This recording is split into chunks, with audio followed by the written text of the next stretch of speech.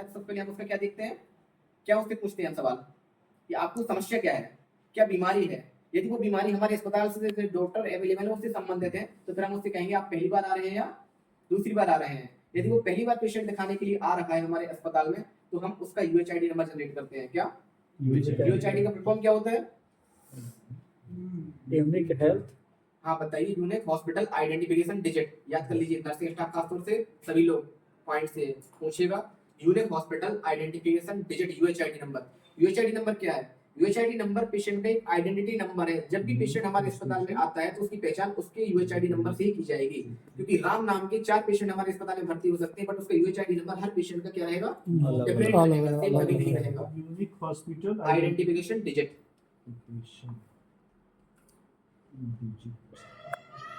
बैठ जाओ। Unique hospital identification थोड़ा सा साइड साइड को बैठ जाओ, खड़ा हुआ परेशान हो जाएगा। Unique hospital identification digit UHID number. और कभी भी पेशेंट 1 महीने बाद या 2 महीने बाद वही पेशेंट सेम हमारे पास आता है तो हम क्या करेंगे? यूएचआईडी डालेंगे, चेंज नहीं होगा। ओपीडी और यूएचआईडी नंबर उसका सेम रहेगा। यूएचआईडी नंबर किसी पेशेंट का कभी नहीं बदलेगा, वो आपके अस्पताल में कभी भी आए। आईपीडी नंबर हमेशा बदलता है। UHID number unique hospital identification digit, UHID का नंबर फुल फॉर्म होता है। कोई पेशेंट हमारे अस्पताल में आता है सबसे पहले हम उससे पूछते हैं सर आपको क्या बीमारी है। यदि वो बीमारी हमारे अस्पताल में डॉक्टर अवेलेबल है उससे संबंधित है तो हम उससे पूछेंगे पहली बार आ रहे हैं दूसरी बार आ रहे हैं। पहली बार कोई पेशेंट आ रहा है उसका नया यूएचआईडी नंबर जनरेट होगा। दूसरी बार पेशेंट आ रहा है तो उसका मोबाइल नंबर देखेंगे या उसका कोई पुराना पर्चा देखेंगे जिसमें यूएचआईडी नंबर लिखा होता है और उससे पहचान कर हम अपने सिस्टम में उसको आइडेंटिफाई करेंगे और उसका डेटा ओपन करेंगे। उसका नया यूएचआईडी नंबर हम जनरेट नहीं करेंगे किसी भी स्थिति में। हमेशा पेशेंट की पहचान 2 मापदंडों से की जाती है, 2 पैरामीटर्स होते हैं। पहला कौन सा? यूएचआईडी नंबर। नर्सिंग स्टाफ खास तौर से ध्यान दीजिएगा। दूसरा पेशेंट का पूरा नाम। पेशेंट हमारे बार्डो जनरल वार्ड में महेश नाम के 2 पेशेंट भर्ती हैं और डॉक्टर साहब ने कहा कि इसको ये ट्रीटमेंट देना है महेश को, या फला इंजेक्शन देना है। अब किस महेश को देना है कैसे पहचान होगी? और पेशेंट का पूरा नाम से, क्योंकि महेश कुमार भी हो सकता है, महेश गुप्ता जी भी हो सकते हैं।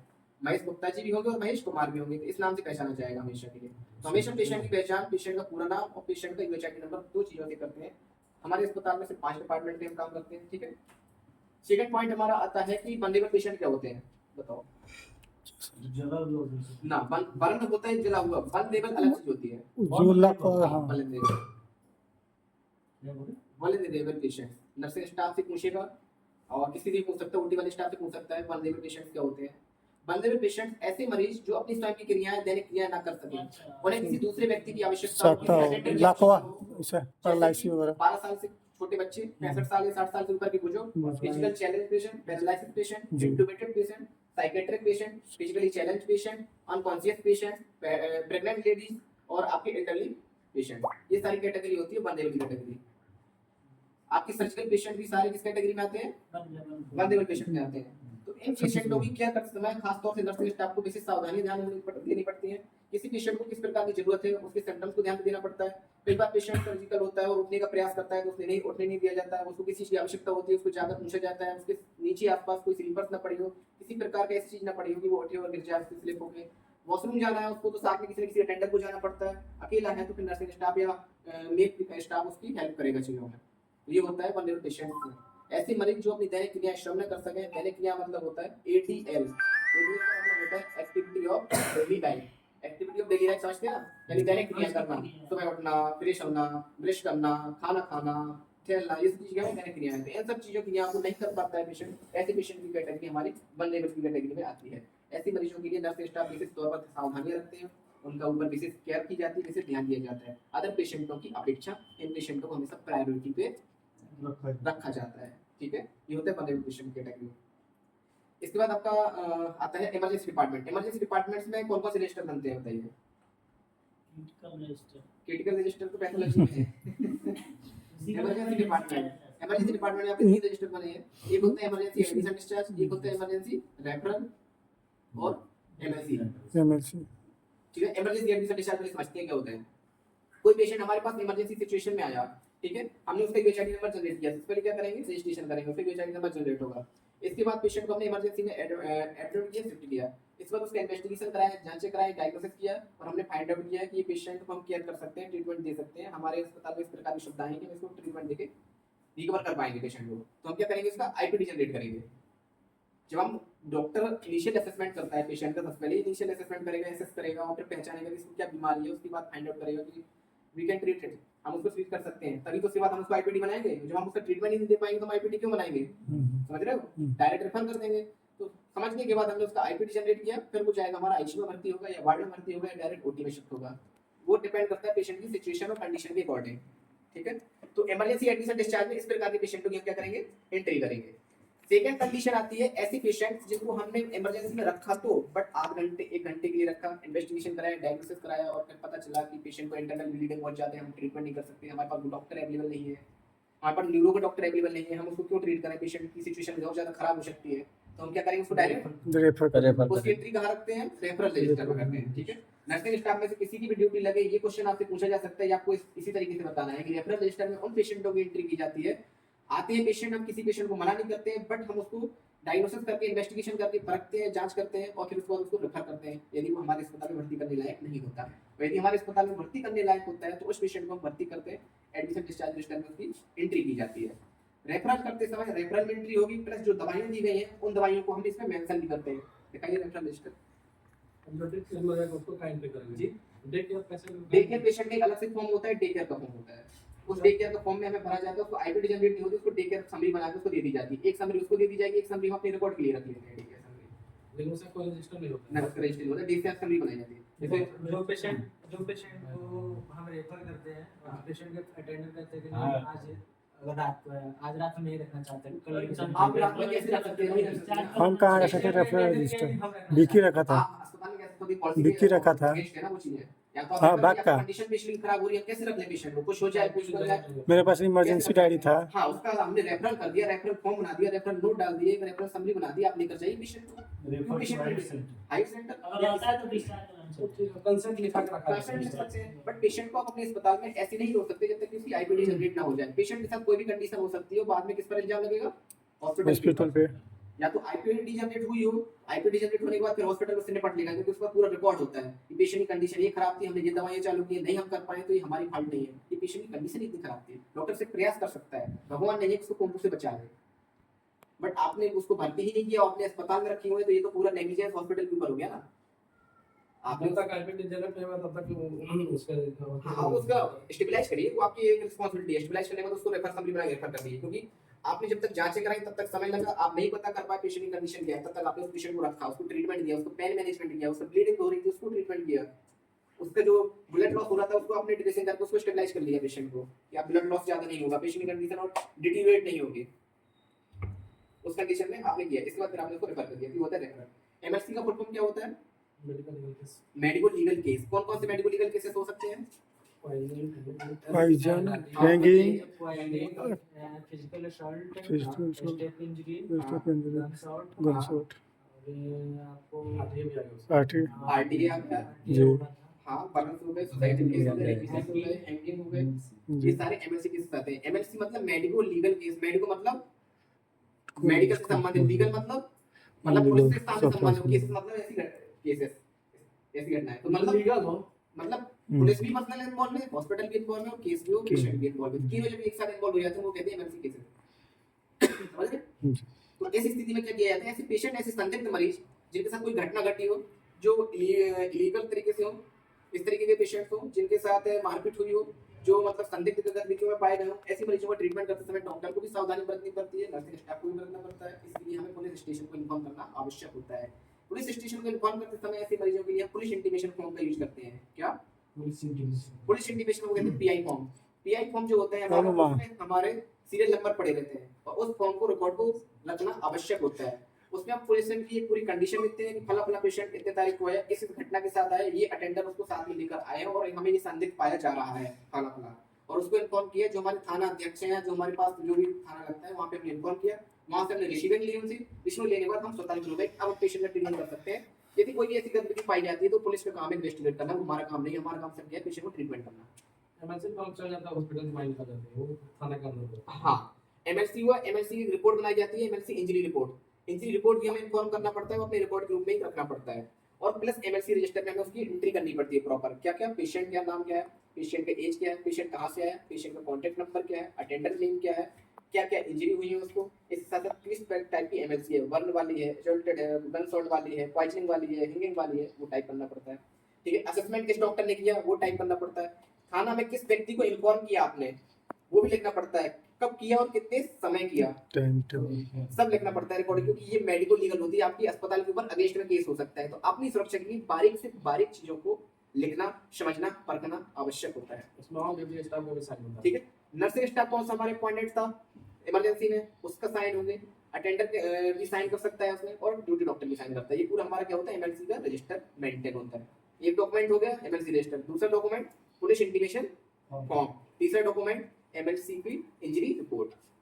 और एमएलसी रिकॉर्ड हमेशा रखा जाता है अस्पताल में, कभी भी डिस्ट्रॉय, कभी भी नष्ट नहीं किया जाता। जब तक अस्पताल चलेगा या जब तक केस चलेगा उस पेशेंट के ऊपर, हमेशा उस पेशेंट का रिकॉर्ड रखा ही जाएगा, क्योंकि कभी भी वो रिकॉर्ड आपसे गवर्नमेंट एजेंसी मांग सकती है, पुलिस स्टेशन वाले मांग सकते हैं, कोर्ट मांग सकता है कि ये फला फला पेशेंट यहाँ पे एडमिट हुआ था, इसके साथ ये घटना हुई थी, आपने ट्रीटमेंट किया, उसको क्या क्या इंजरी हुई थी, उसका क्या इन्वेस्टिगेशन हुआ था, क्या उसके साथ बीमारी थी, उसका हमें रिपोर्ट दीजिए। आपको अपने अस्पताल में रिकॉर्ड रखना पड़ेगा, नहीं तो आपके ऊपर लीगल हो जाएगा कि आपने वो रिकॉर्ड क्यों खो दिया। मुझे कितने एमआरटी डिपार्टमेंट होता है? हाँ, एमआरटी डिपार्टमेंट के लिए होता है। एमआरटी मतलब होता है मेडिकल रिकॉर्ड डिपार्टमेंट। तो एमएलसी रजिस्टर और एमएलसी के सारे रिकॉर्ड हमें रखना आवश्यक होता है। ठीक है, तो हमने 3 पॉइंट समझे, इमरजेंसी एडमिशन डिस्चार्ज, रेफरल और एमएलसी, 3 हमारे रजिस्टर बने जाते हैं। रिसेप्शन पे हमारा बनता है आईपीडी रजिस्टर। आईपीडी रजिस्टर में हम हर एक पेशेंट की एंट्री करते हैं जो हमारे यहाँ एडमिट होता है। रिसेप्शन जो होता है किसी भी ऑर्गेनाइजेशन का, आपने हर जगह देखा होगा, होटल में देखा होगा, हॉस्पिटल में देखे रिसेप्शन होता है, हर एक इंडस्ट्री में होता है, ट्रैवल एंड टूरिस्ट में, जैसे हॉस्पिटल हर जगह रिसेप्शन होता है, बिना रिसेप्शन कोई काम नहीं होता। Reception first point of contact होता है। क्या first point of contact, reception को हम बैकबोन कहते हैं किसी भी अस्पताल की, क्योंकि हर एक डिपार्टमेंट वहीं से डील होता है, हर एक पेशेंट वहीं से डील होगा। कोई भी इंफॉर्मेशन हमें सर्कुलेट करनी है, कहाँ से सर्कुलेट होगी, रिसेप्शन से सर्कुलेट होगी।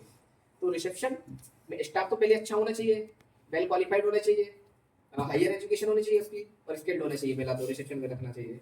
दूसरी रजिस्टर मेंटेन होना चाहिए, आईपीडी रजिस्टर होना चाहिए, पेशेंट कंप्लेंट रजिस्टर मेंटेन करके रखना है। किसी प्रकार की किसी भी पेशेंट को किसी प्रकार की कोई समस्या होती है, कोई पेशेंट स्टाफ उसके साथ अभद्रता करता है, वो डॉक्टर की ट्रीटमेंट के साथ संतुष्ट नहीं है, या उसे लग रहा है कि ज्यादा समय लग रहा है इन्वेस्टिगेशन में, ट्रीटमेंट में ज्यादा समय लग रहा है, नर्सिंग स्टाफ मेरी बात नहीं सुन रहा है, अस्पताल में गंदगी बहुत पड़ी हुई है, हाइजीनिक नहीं है, वॉशरूम गंदी है, हाउसकीपिंग स्टाफ समस्या नहीं सुन रहा, वो सब समस्याएं कहाँ वो इन्फॉर्म करेगा, रिसेप्शन पे। और रिसेप्शन वाला स्टाफ क्या करेगा, उसको नोट डाउन करेगा रजिस्टर में, और रजिस्टर में नोट डाउन करने के बाद विद इन 1 and 2 आवर के अंदर उसको सॉल्यूशन निकालेगा, वो क्या सॉर्ट आउट करेगा। उसके लिए वो मैनेजर को इन्फॉर्म करेंगे क्या समस्या है, समस्या का रूट कॉज क्या है। कोई भी समस्या घटती है अस्पताल में कहीं भी ऑल इंडिया या यूनिवर्सली कहीं भी कुछ भी हो, हर समस्या का कुछ ना कुछ रूट कॉज होता है। रूट कॉज मतलब कारण होता है, कोई भी घटना ऐसे ही नहीं घटती, हर घटना के पीछे किसी न किसी वजह होती है। तो यदि कुछ हमारे अस्पताल में कुछ समस्या उठी है, रेज हुई है, पेशेंट ने कंप्लेंट डाली है, तो उसका कुछ ना कुछ रूट कॉज है, कुछ ना कुछ कारण है। वॉशरूम गंदी क्यों गंदी है, या तो स्टाफ ने सफाई नहीं की है, या स्टाफ अवेलेबल नहीं था, लीक पे था, तो ये रूट कॉज हो गया उसका। लाइट नहीं जल रही है, क्यों नहीं जल रही, या तो शॉर्ट सर्किट हुआ है या बल्ब फ्यूज हुआ है, ये सब क्या है, रूट कॉज है, मेन कारण है। पानी नहीं आ रहा है वॉशरूम में, इसकी क्या समस्या होगी, या तो ब्लॉकेज पाइप हो गया, प्लम्बर क्यों नहीं आ रहा है, छुट्टी पे है, आउट ऑफ स्टेशन है, तो ये इसका क्या है, रूट कॉज हो गया। रूट कॉज फाइंड आउट करने के बाद किसी भी समस्या का हमने कारण ढूंढने के बाद फिर हम उसका क्या बोलते हैं, सॉल्यूशन ढूंढते हैं, उसका समाधान क्या हो सकता है, उसको कहते हैं करेक्टिव एक्शन। यानी समस्या को हमने करेक्ट किया, तुरंत करेक्ट किया, हो गया हमारा करेक्टिव एक्शन। करेक्ट एक्शन में हाउसकीपिंग स्टाफ ने दूसरे को बुलाया, तुरंत आउटसोर्सिंग एजेंसी से, एक्सटर्नल एजेंसी से तुरंत साफ करवाया, क्योंकि हमें पेशेंट को सर्विस देनी है। हम एक सर्विस इंडस्ट्री में, हम कुछ चीज बेच नहीं रहे हैं, हम क्या कर रहे हैं, सर्विस दे रहे हैं। जो हमें आता है, जो हमने सीखा है जीएनएम डिग्री में, बीएसटी में, डॉक्टर ने जो सर्जरी की संधा सीखा है, वो सिर्फ उसको परफॉर्म कर रहा है, सर्विस दे रहा है। कुछ चीजें हम बनाते नहीं है, जैसे कि बहुत सी इंडस्ट्री में क्या होता है, प्रोडक्ट बनते हैं, फिर उनको सेल आउट किया जाता है, रॉ मटेरियल लिया जाता है, बट हमारे यहाँ सब कुछ सर्विसिंग काम होता है। इमरजेंसी कंप्लीट है, रिसेप्शन कंप्लीट हो गया, ठीक है, 2 डिपार्टमेंट हमारे कंप्लीट हो गए। बंदेबल पेशेंट पॉइंट क्लियर हो गया, किसी को कोई डाउट बंदेबल पेशेंट में क्या होते हैं, बताओ बंदेबल पेशेंट क्या होते हैं। नर्सिंग स्टाफ आप दोनों बताओ, आप दोनों में रोल रहेगा। वल्नरेबल पेशेंट होते हैं जो फिजिकली अपने हिसाब अपने से वो नहीं कर पाए। हाँ, पेशेंट जैसे हमें सर्जिकल पेशेंट आ गया, हाँ, आपको सभी लोग सुनिएगा जो बताएं। सर्जिकल पेशेंट आ गया, आपको 9 ईयर से पहले बच्चा भी आ गया, एबव 60 से ऊपर भी आ गया, तो उसमें आपको क्या बोले सर्जिकल भी आता है। हाँ, देखिए वैलिडेटेड पेशेंट बच्चे, ठीक है, बच्चे हो गए 12 साल से नीचे के, 60 साल से ऊपर के बुजुर्ग, प्रेग्नेंट लेडीज, साइकेट्रिक पेशेंट, विकलांग या दिव्यांग, physically challenge patients, intubated patients, intubation जो होते हैं, Handicap. अनकॉन्शियस पेशेंट, हाँ हैंडीकैप जो फिजिकली चैलेंज होते हैं ये सारी कैटेगरी हमारी क्या रहेगी, वनरेबल पेशेंट की कैटेगरी रहेगी, ठीक है। ये होता है वनरेबल पेशेंट।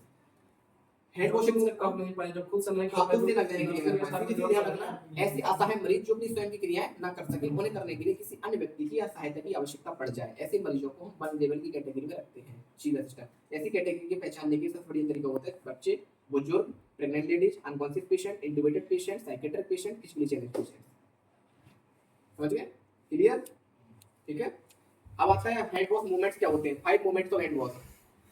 5 मूवमेंट्स ये स्टेप्स हैं, स्टेप नहीं सिर्फ मूवमेंट। हम अपने अस्पताल में इन्फेक्शन रेट को कम कैसे कर सकते हैं, इसका क्या तरीका होता है हैंड वॉश करेंगे। बताइए जरा। हाँ, अस्पताल में इन्फेक्शन रेट कम करने के लिए क्या तरीका अपनाते हैं? साफ सफाई। साफ सफाई, और कैसे साफ सफाई? साफ सफाई सैनिटाइजर इन्फेक्शन रेट को हाथ कम करने का सबसे अच्छा तरीका होता है हैंड वॉश करना। Hand wash hand wash single technique है, सिंगल स्टेप है, एकमात्र ऐसा उपाय है जिसमें आप इन्फेक्शन रेट को कम कर सकते हैं। कैसे? आपने एक पेशेंट को ट्रीटमेंट दिया, दूसरे पेशेंट पर आप शिफ्ट हुए, बट इन्फेक्शन पहले पेशेंट का दूसरे पे क्यों लेकर जाओ, हैंड वॉश कर लो ना, इन्फेक्शन कम हुआ। कोई काम करके आया वार्ड में, पेशेंट को ट्रीटमेंट करने गया है, इस बाद आपने कुछ खाना है, कुछ करना है, आपने हैंड वॉश कर लिया तो आपके ऊपर वो इन्फेक्शन जाएगा। तो हेल्थ केयर इंडस्ट्री में हम लोग इतना सारा काम कर रहे होते हैं, अन्य अन्य प्रकार के भिन्न प्रकार के मरीज आ रहे होते हैं, उनको विभिन्न प्रकार की बीमारियां होती हैं, हमें उन बीमारियों को पता नहीं होता। हम किसी पेशेंट की नहीं कह सकते कि आपको एचआईवी, आप एचआईवी जांच कराइए तब हम आपका इलाज करेंगे। आप किसी पेशेंट को ये नहीं कह सकते कि हेपेटाइटिस की पहले जांच कराओ तो हम इलाज करेंगे। किसी को नहीं कह सकते आपको टीबी है, आप टीबी के पहले इलाज करिए तब हम आपको टच करेंगे, नहीं कह सकते ना। बट हो सकता है इन केस सिचुएशन ऐसी हो सकती है, आपने ध्यान नहीं दिया, आपके ऊपर वो क्या होगी, ट्रांसफर हो गई। इसलिए हैंड वॉश करना, प्रोटोकॉल फॉलो करना, जिसे हम कहते हैं universal standard protocol, universal protocol को फॉलो करना, ये सब हम फॉलो करेंगे तो हम अपने आप को बचा पाएंगे, अपने घर परिवार को बचा पाएंगे, अटेंडरों को बचा पाएंगे, patient to patient infection transfer को रेशियो को कम कर पाएंगे। इसलिए पेशेंटों के बेड के बीच में क्या रखा जाता है, डिस्टेंस रखा जाता है, जिससे कि डिजीज ट्रांसफर ना हो सके। पेशेंट कब करता है, स्नीचिंग करता है, ठीक है, हम टच करते हैं एक बेड से दूसरे बेड में, एक पेशेंट का बीपी इंस्ट्रूमेंट दूसरे भी यूज करते हैं, पल्स एक का दूसरे में यूज करते हैं, तो इनको डिसइंफेक्ट करना आवश्यक होता है, ट्रांसफर ना हो पाए डिजीज। ये हमारे छोटे छोटे प्रोटोकॉल्स होते हैं जिनको हम फॉलो करके इन्फेक्शन रेट को हम अपने अस्पताल में करते हैं। इम्यूनो कॉम्प्रोमाइज्ड पेशेंट्स, जैसे कहते थे कोविड-19 में इम्यूनिटी बहुत कम है, तब ये कोविड इतना हो गया, इसको और ये जी नहीं पाया, इसकी इम्यूनिटी हाई होती थी, वो जी के चला जाता था, फिर हम अस्पताल आए, घर में सही हो गया। तो इम्यूनो कॉम्प्रोमाइज, किसी व्यक्ति की इम्यूनिटी बहुत डाउन होती है तो उसको बीमारियां बहुत जल्दी संक्रमण फैलता है। ऐसे पेशेंटों को ट्रीटमेंट करने से पहले हमें हाथ को साफ करना चाहिए। जैसे कि बुजुर्ग पेशेंट होते हैं, उनकी इम्यूनिटी हमेशा कमजोर होती है, वो इतने जल्दी रिकवर नहीं हो पाते, उसके ऊपर दवाएं भी इतनी ज्यादा अप्लाई करते हैं, वो दवा भी इतनी ज्यादा असर नहीं करती है, उसका पेशेंट का ट्रीटमेंट रेशियो बढ़ जाता है, प्लस उसका रिकवरी रेट भी बढ़ जाता है, उसका लेंथ ऑफ स्टे अस्पताल में बढ़ जाता है। यदि पेशेंट कोई जवान पेशेंट है 30 साल का, वो 3 दिन में सही हो जाएगा, तो बूढ़ा आदमी 6-7 दिन में सही होगा। इसलिए वो इम्यूनोकॉम्प्रोमाइज कहते हैं। इस सिचुएशन में हमेशा हमें पेशेंट से छूने से पहले हैंड वॉश करना चाहिए, ठीक है। बिफोर टचिंग पेशेंट, पेशेंट को छूने से पहले। बिफोर एसेप्टिक टेक्निक, लिखते जाओ points nursing staff. Before touching patient, एक पेपर देखो, पेशेंट को छूने से पहले हैंड वॉश दूसरा हैंड वॉश करना। दूसरा एसेप्टिक टेक्निक, यानी पेशेंट का पार्ट प्रिपेयर कर रहे होते हैं, पेशेंट को इंजेक्शन लगा रहे होते हैं। Before touching patient, before aseptic technique. Aseptic का मतलब किसी प्रक्रिया को डिसइंफेक्ट करना, ऑटोक्लेव कर रहे होते हैं, सर्जरी कर रहे होते हैं, हम अपने हाथों को वॉश क्यों करते हैं, वो एसेप्टिक टेक्निक फॉलो कर रहे होते हैं। स्टेरिलाइजेशन के समय एसेप्टिक टेक्निक फॉलो की जाती है, पेशेंट का पार्ट प्रिपेयर किया जाता है, फिर सीजर किया जाता है, तो उसको एसेप्टिक टेक्निक की जाती है, उसको डिसइंफेक्ट किया जाता है, ठीक है। पेशेंट को इंजेक्शन लगाने से पहले उसको स्पिरिट से साफ किया जाता है, उसको डिसइंफेक्ट किया जाता है, वो हमारी क्या होती है, एसेप्टिक टेक्निक, यानी कि एसेप्टिक करने से पहले एसेप्टिक टेक्निक फॉलो करना। तो before touching patient, before aseptic technique. तीसरा पॉइंट होता है आफ्टर टचिंग पेशेंट, पेशेंट को छूने के बाद हाथ को वॉश करना। After touching patient surrounding, patient के एनवायरनमेंट में जाने के बाद आपको हाथों को साफ करना है, क्योंकि आपने ट्रीटमेंट वार्ड में कर दिया, इसके बाद आप बाहर आए तो आपको हाथों को साफ करना है, क्योंकि आप नर्सिंग स्टाफ से मिलेंगे, अटेंडरों से मिलेंगे, यहाँ जाएंगे वहाँ जाएंगे, वो इन्फेक्शन आपसे दूसरी जगह फैला रहे हैं। आफ्टर टचिंग पेशेंट सराउंडिंग, कोविड-19 या कोई टीबी का पेशेंट किसी वार्ड में भर्ती है, आइसोलेशन में आप गए वहाँ पे, उसके बाद आप आ गए बाहर, आपने हाथों को वॉश किया, क्या पता आपके हाथों में और कितना बैक्टीरिया है, कितना वायरस है, कितना बैक्टीरिया आपके में है, उस तरीके से तो आप इन्फेक्शन फैलेगा, तो तरीके से करना है। After body and body fluid exposure, last point आता है पांचवा। After body and body fluid exposure, यानी कि पेशेंट की बॉडी फ्लूइड हो गया, आप उसके संपर्क में आ गए, ब्लड के संपर्क में आ गए, तो सिचुएशन में आपको हैंड वॉश नहीं करेंगे, करते हैं ना, जैसे कि गंदगी हमारे हाथ में छप जाए तो हम तुरंत हैंड वॉश करते हैं। तब को पेशेंट का कोई ब्लड हमारे हाथ में आ जाए या पेशेंट की वोमिटिंग हमारे हाथ में आ जाए, यूरिन आ जाए किसी तरीके से ट्रीटमेंट देते समय, तो सिचुएशन में हमने हैंड वॉश नहीं करेंगे, हैंड वॉश करेंगे। तो बिफोर टचिंग पेशेंट पहला पॉइंट। दूसरा बिफोर एसेप्टिक टेक्निक। तीसरा पॉइंट आफ्टर टचिंग पेशेंट, चौथा point after touching patient surrounding, पांचवा point after body and body fluid exposure, यानी एक्सपोजर यानी मतलब होता है संपर्क में आने के बाद, after body and blood fluid exposure power कम होता है डायबिटिक पेशेंट का। ये सामने है। अच्छा, इसके साथ साथ आता है स्टेप। हैंड वॉशिंग कितने प्रकार की होती है बताइए? 5 पॉइंट के। वो स्टेप्स हो गए hand washing. Medical hand washing, surgical hand washing. Medical hand washing, surgical hand washing, तीसरा हम ऐड कर सकते हैं social hand washing. Medical hand wash और surgical hand wash and social hand wash. Social social. हाँ, खाना खाने से पहले करते हैं हैंड वॉश को, हाथ मिलाते हैं, गंदे हो गए हाथ हम साफ करते हैं, तो हमारी भी social hand washing. Medical hand washing, surgical hand washing. Medical hand washing में हम कौन कौन से स्टेप फॉलो करते हैं? मेडिकल हैंड वॉश दो तरीके से होती है, एक हैंड वॉश करना और दूसरा हैंड रब करना। जब हमारे हाथ गंदे नहीं दिख रहे होंगे तो हम सैनिटाइजर का उपयोग करके क्या कर लेते हैं? हैंड रब कर लेते हैं और हम अपने आंखों को डिसइंफेक्ट कर देते हैं। ठीक है, जैसे कि किसी पेशेंट को एग्जामिनेशन करना है, एग्जामिनेशन करने के बाद हमने क्या कर दिया? हैंड वॉश कर हैंड रब कर दिया। हमें कोई चीज काम करना है, किसी को इंजेक्शन देना है तो हमने हैंड रब कर दिया, क्योंकि हमारे हाथ गंदे नहीं दिख रहे हैं, विजुअल नहीं है, हमारे हाथ बिल्कुल साफ दिख रहे हैं। कुछ लग जाए हाथों में गंदे दिखे तब वॉश करना जरूरी होता है। तो इसके स्टेप बताइए क्या? मैंने समय से बनाया। 7 स्टेप होता है। हाँ, पहले क्या है, दूसरा क्या है, तीसरा क्या है, चौथा क्या है, पांचवा क्या है, छठवां क्या है, स्टेप ये है। नर्सिंग स्टाफ इमरजेंसी में ड्यूटी लगेगी जो बोलता है आप थोड़ा याद कर लीजिएगा। पहला स्टेप किसको पता है? पाम टू पाम कर दिया स्टेप पहला। ठीक है, नीचे में हो गया, दूसरे में उल्टे में। ठीक है, तीसरा इंटरलॉकिंग। ठीक है, फिर ये, ठीक है, ये समझिए जाओ, देखते जाओ, ये ऐसे बंद करके लॉक करके इंटरलॉकिंग, लॉक करना है ऐसे लॉक करिए। ठीक है, इंटरलॉकिंग हो गए, 4 हो गए। पांचवा आता है हमारा थंब। ठीक है, फिंगर टिप। ठीक है, ठीक है, छठवां हो गया केवल थंब, बाकी हाँ, फिंगर, मिडिल हाँ, फिंगर, इंडेक्स ये क्या है, फिंगर ये नहीं। क्या है, ये क्या है, ये ना छठवां। सातवां स्टेप ये हो गया भाई मेडिकल। और सर्जिकल में जाएंगे तो यहाँ तक, यहाँ पे ना धोया जाता है, यहाँ यहाँ पे तक सर्जिकल में सर्जिकल में यहाँ तक। तो पहला सीधा, दूसरा उल्टा, ठीक है, तीसरा इंटरलेशिंग, फिर इंटरलॉकिंग। ठीक है, इंटरलॉकिंग के बाद चौथा हो गया, पांचवा थंब। ठीक है, नीचे साइड में, डाउन साइड में। ठीक है, सातवां ये ये हो गया, छठवां और सातवां। इसका मतलब क्या फायदा? इसका मतलब होता है नाखून होते हैं आपके, इन नाखूनों को शार्प करना। अच्छा, ये नाखून जो होते हैं आपके थंब तो थंब हो गया ना, हाँ। बाकी तो 4 बचा, तो 4 को इस्तेमाल इस तरह से करना है, क्योंकि ये नाखून जो हमारे होते हैं, जो नाखून में गंदगी होती है, नाखूनों को शार्प करना आवश्यक होता है, क्योंकि आप पेशेंट को ट्रीट कर रहे होते हैं। उस सिचुएशन में आपके नाखून में क्या है, पेशेंट को ट्रांसफर ना हो जाए, इस वजह से समझ गए, ये होता है। हाँ, टाइमिंग होता है। सर्जिकल हैंड वॉश में हम कहाँ तक करते हैं? यहाँ तक, यहाँ तक सर्जिकल हैंड वॉश में एल्बो करते तक। हैं, एल्बो तक करते हैं। ठीक है, अब एक पॉइंट हम समझते हैं, दूसरे Medical वेस्ट है। बायोमेडिकल वेस्ट क्या है, इसको क्यों डिस्पोज करना आवश्यक होता है, ये क्यों हमारे लिए खतरा होता है, हमारे सिरिंज लिए के नीडल को वेस्ट, क्या क्या हो सकता है बायोमेडिकल वेस्ट? पहले बायोमेडिकल वेस्ट मतलब क्या है? प्लास्टिक जो है सो कवर उसका, किसका? सबसे जरूरी है। सिरिंज का जो हाँ। होता है नीडल, हाँ या फिर सिरिंज हाँ, फॉल इसको उसका टेटर जो रैपर होता है वो रेपर तो नहीं बायोमेडिकल वेस्ट में आएगा, नहीं है, ये जनरल वेस्ट हो गया। और वो NS 20%, 10% वो तो प्लास्टिक है, हाँ? प्लास्टिक है ना। तो वेस्टेज वेस्ट क्या क्या है? है? जो भी आर्टिकल्स ह्यूमन बॉडी के टच में संपर्क में आए और उससे इंजरी हो जाए, और उससे इंजरी भी ना हो, तब भी वो ओपन पड़ा हो, कुछ पड़ा हो, तो डिजार्टस रहेगा। जैसे बायोमेडिकल का मतलब होता है, बायो का मतलब नेचुरल, फॉल इसको टेटर लिखा गया बायो का मतलब नेचुरल। हम लोग क्या है? नेचुरल। कोई इंसान बना सकता है किसी दूसरे इंसान को? नहीं। तो नेचुरली प्रक्रिया होती है, प्रोसेस होती है, तभी इंसान बनता है। ठीक है, तो नेचुरल हो गया।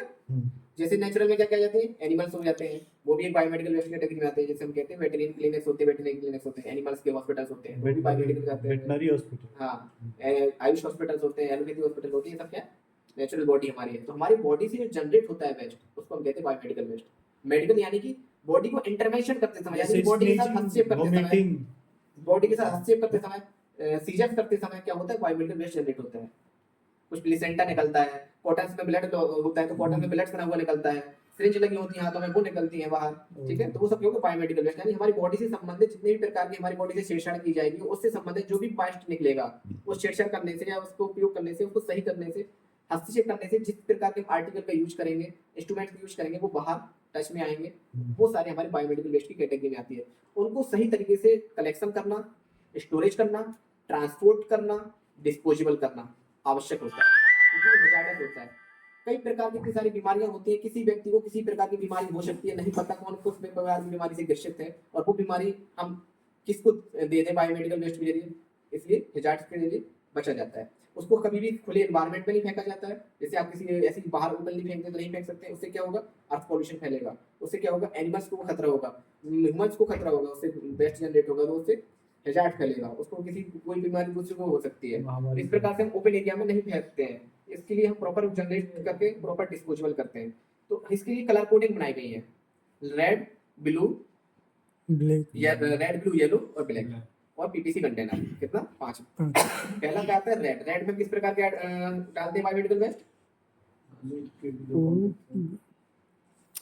टिश्यू वगैरह कुछ। रेड में हमेशा प्लास्टिक ट्यूब डालते हैं, जैसे ईटी ट्यूब हो गई, ठीक है, मास्क हो गया, सिरिंजेस आपकी सिरिंज हो गई, ठीक है, जो प्लास्टिक की होती है, ठीक है, वो सब डालेंगे, ठीक है। इसके बाद आपका ट्रेकेस्टोमी ट्यूब हो गई, ठीक है, आपकी पीडिया मास्क हो गए या एडल्ट के मास्क हो गए, ठीक है, इंटुबेशन से संबंधित जो भी हमारे प्लास्टिक से संबंधित वो हो गया, सब किस में डालेंगे हम, रेड में डालेंगे।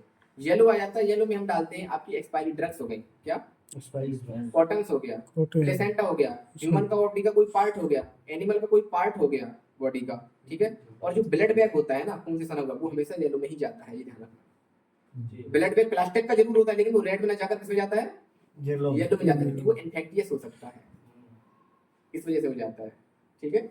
ये हो गया, तो येलो में हमारे जाते हैं ड्रेसिंग से संबंधित हो गया, कॉटन्स हो गया, लिनन्स हो गया, प्लेसेंटा हो गया, ठीक है, एक्सपायर्ड ड्रग्स हो गई, एनिमल्स के बॉडी पार्ट्स हो गया, ठीक है, ये सारे हमारे आते हैं येलो में। ब्लू में क्या जाता है, मेटल, ग्लास, इम्प्लांट्स, वो सारे किसमें जाते हैं, कांच का, गिलास से संबंधित जितना भी रहेगा, मेटल से संबंधित जितना भी हमारे बायोमेडिकल होगा, किसमें जाएगा, ब्लू में। ब्लू में जाएगा। व्हाइट में क्या जाता है, सिरिंज, निडल जाती है हमारी, वाइट में निडल जाएंगे, जो भी नुकीले होते हैं, आर्टिकल्स होते हैं, इक्विपमेंट्स होते हैं, जो भी नुकीले बायोमेडिकल वेस्ट होगा वो किसमें जाएगा हमारा, वाइट में। वाइट को क्या कहते हैं, पीपीसी कंटेनर, पीपीसी का full form puncture proof container, container, puncture proof का मतलब जो उसको ब्रेक ना कर पाए, पंचर ना कर पाए, उसको कहते हैं पंचर प्रूफ कंटेनर, यानी कि पंचर प्रूफ का मतलब रेस्ट्रिक्ट है उससे, और कंटेनर मतलब बॉक्स, तो पंचर प्रूफ कंटेनर उसको कहते हैं पीपीसी। तो उसमें हम डालते हैं निडल वगैरह। तो रेड में हमारा प्लास्टिक से संबंधित सारा आइटम्स जाएगा, जैसे आपकी एटी ट्यूब्स हो गई, ट्रेकेस्टोमी ट्यूब्स हो गई आपकी, ठीक है। इसके साथ साथ आपकी मास्क हो गया, ठीक है, जो हम फेस मास्क लगाते हैं, नेचुरल कैनोला वगैरह लगाते हैं, जितना भी हमारा प्लास्टिक से संबंधित है उसमें जाएगा, रेड में जाएगा। हाँ, एनएस वगैरह ये सब आईडी सेट सब उसमें जाएंगे। इसके बाद आपका येलो आता है, येलो में ह्यूमन एनाटॉमिकल पार्ट आ जाएगा आपका, एक्सपायरी ड्रग्स आ जाएंगे उसमें। इसके साथ साथ आपका प्लेसेंटा हो गया, ठीक है, बॉडी के पार्ट्स हो गए कुछ भी। इसके साथ ड्रेसिंग का जो भी निकलता है वो सब जाएगा, कॉटन जाएंगे, लिनन्स जाएंगे, किसमें, येलो में। और ब्लड बैग किसमें जाएगा, येलो में। ब्लड बैग किसमें जाएगा, येलो में जाएगा। ग्लव्स किसमें जाएंगे, व्हाइट में। ग्लव्स रेड में, ठीक है। मास्क किसमें जाएगा, रेड में, मास्क रेड में ही जाएगा। नहीं ये बताएं। येलो मास्क जो है ना आपका प्लास्टिक, हाँ येलो में, येलो प्लास्टिक तो नहीं है ना, डिस्पोजेबल मास्क दिया बोलो। इस वजह से, ठीक है, प्लास्टिक होता तो जाता उसमें। ब्लू में क्या किया जाएगा, कांच का सामान। ब्लू में कांच बताओगे, तुम्ही को बैठना है सैंपल कलेक्शन के समय, और ऐसे ही बताओगे तो हो गया काम फिर। कांच के साथ कहाँ से संबंधित कुछ भी नहीं। हाँ। निडल किसमें जाएगी, वो वाइट वाला में, व्हाइट वाले में। और जो वाइल होती है ब्लड निकालने वाली वो किसमें जाएगी, रेड में, स्टोर करते हैं वाइल में।